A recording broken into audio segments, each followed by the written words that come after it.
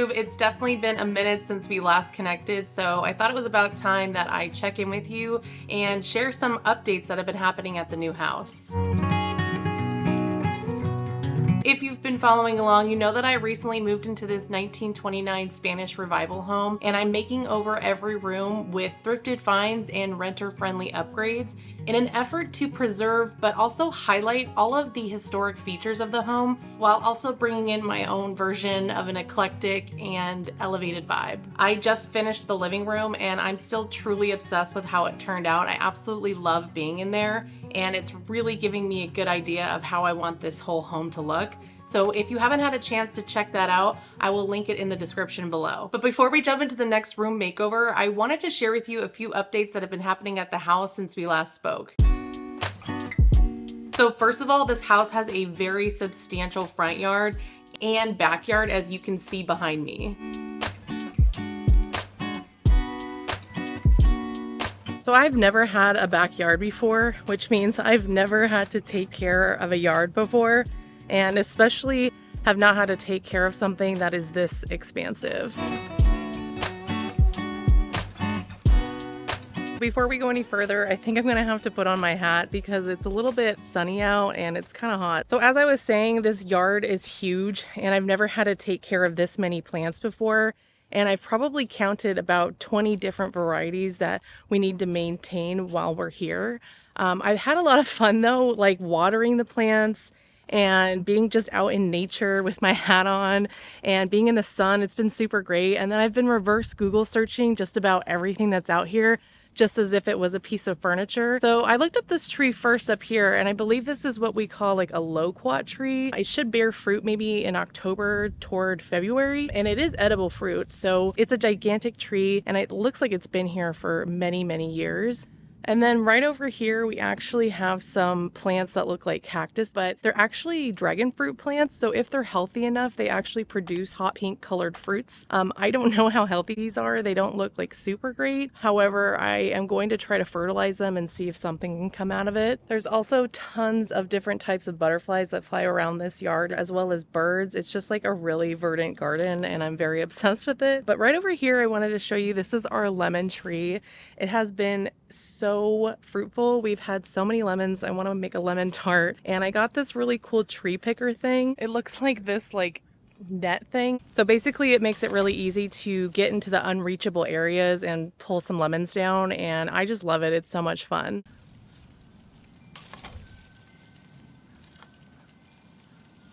There's also tons of plumeria trees over here. There's tons in our neighborhood and on the actual property, so they must really love it here. And then over here in this dead mess of plants, these really pretty flowers popped up, and I looked them up, and I guess they are orange river lilies, and they just smell really good. I also think this tree right here is a plum tree. It just looks kind of barren right now though, so I'm not really sure what's happening with this.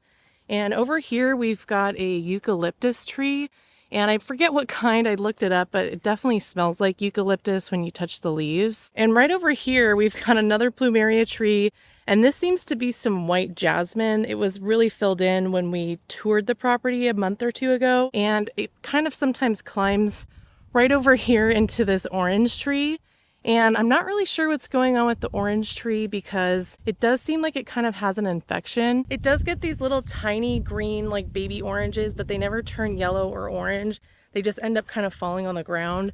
So I think we just need to call out like an arborist, like the tree specialist basically, and ask how to fix it, because we were told the orange tree is from like the 1950s. So we definitely don't want to let it die and would love to have some oranges in the backyard.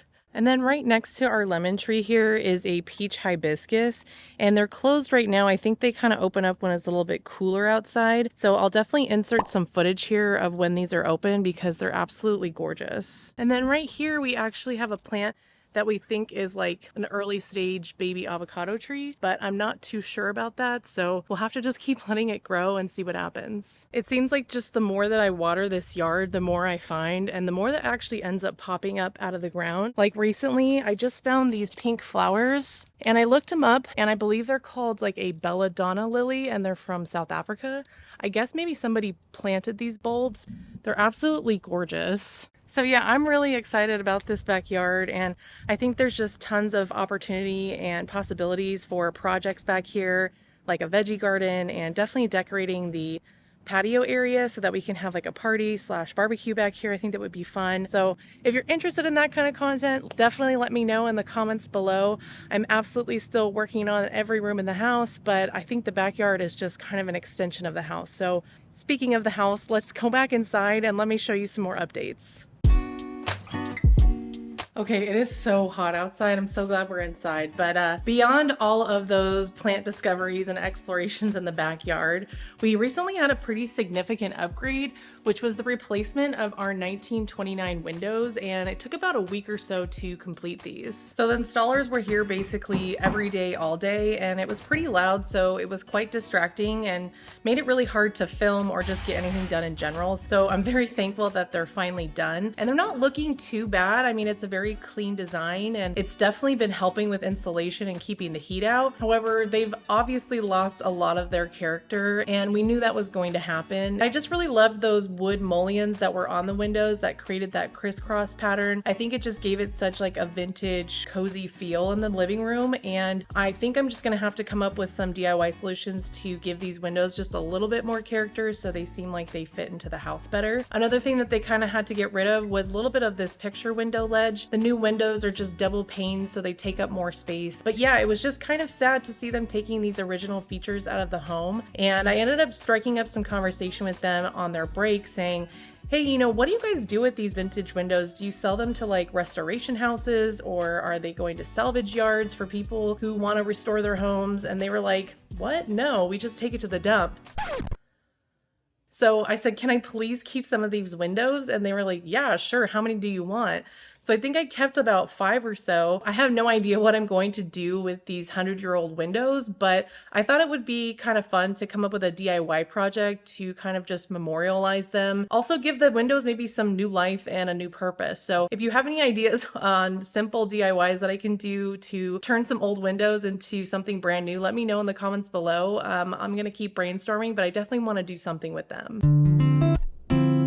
So moving on from the window construction update, I'm moving over here into the dining room. And if you remember seeing my old apartment tour, I had a bar in my dining area that was made out of chrome and glass, and it stored all of my vintage glassware. And I actually did a little DIY on it in the past because it doesn't totally fit my aesthetic anymore. And I was so tempted to bring it with me to this space, but I decided to just part ways with it, hoping that I could find something better to store my glassware on. And lo and behold, just a couple days after we moved in, I found this amazing piece on Facebook Marketplace. It's this buffet slash credenza slash sideboard, but I'm just gonna call it a buffet. The guy who listed it also had a table and chair set that matched the buffet, but they were in pretty bad shape. So I offered $150 for every piece of furniture, just thinking he'd be like, absolutely not, take the sideboard or buffet and be happy with that. But he actually agreed. They just really wanted to get rid of everything. I don't really need an extra dining chairs and table set, but this is pretty unique and it's basically free. Plus, it totally matches the style of the home, and even if I don't end up using these in this space, I can absolutely resell them. However, if I do end up wanting to use this, I'll have to use a few different restoration methods, like maybe restore a finish or feed and wax just to get started. I really hope that I wouldn't have to scrape this all down and sand it, as that would be such a huge undertaking. However, it would really be an awesome flip, as this wood has some really pretty, I don't know what you call it, like veining, or there's a word for this, but I don't remember it. And it kind of looks like rosewood, to be honest, but it's probably walnut. But this is what the table looks like right now in my breakfast nook. It's way too big for this area, but I just wanted to put it somewhere for the time being so it was inside and I could think about whether I wanted to use it in my dining room space or not. And then these are the chairs. I got 6 of them. One of them has arms on it, but the other ones don't. So I think there might have been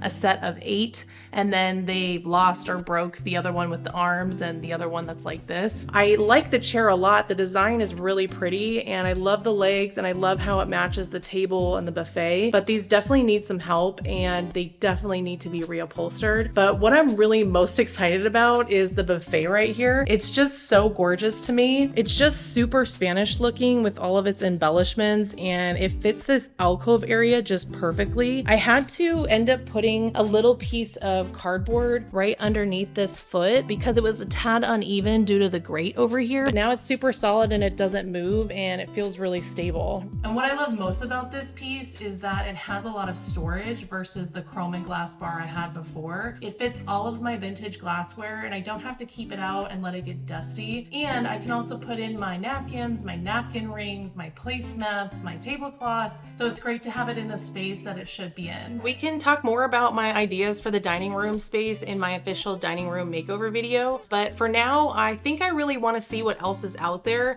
I'm absolutely loving this buffet and I kind of want to design the dining room around this piece because it is a little bit different for me. And I want to see if there's other pieces out there that are going to inspire me in the same way and maybe give me a new direction. So at this point, I definitely want to go out and check out some thrift stores and some estate sales because I haven't checked out any in this area and I'm really stoked to see what's here. And I think I'll just put all that into my next video and take you along with me and we'll see what we can find. And if you enjoy this kind of creative process slash update type video, let me know in the comments below. I would just love to hear your input. If you've been enjoying this series of moving into my new house so far, definitely hit that subscribe button. And other than that, I will see you guys next week. Bye.